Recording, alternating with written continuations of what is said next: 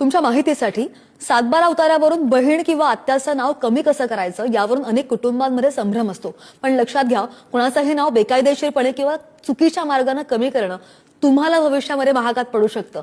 यासाठी सगळ्यात सुरक्षित आणि कायदेशीर मार्ग काय, तर तो हक्कसोड पत्र म्हणजेच रिलीज डीड।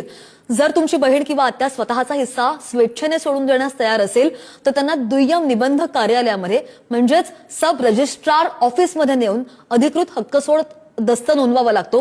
हे पत्र नोंदणीकृत असणं अत्यंत गरजेचं आहे। या प्रक्रियेसाठी तुम्हाला काही महत्त्वाची कागदपत्र लागतील, जसे की 7/12 आणि 8 उतारा, वारस दाखला आणि हक्क सोडण्याच्या व्यक्तीचं तसेच ज्यांच्या नावावर हक्क सोडला जातोय त्यांचं आधार कार्ड लागतं। एकदा हक्क सोड पत्राची नोंदणी झाली की ते पत्र घेऊन तुम्हाला स्थानिक तलाठी कार्यालयामध्ये फेरफार म्युटेशनसाठी अर्ज करावा लागतो।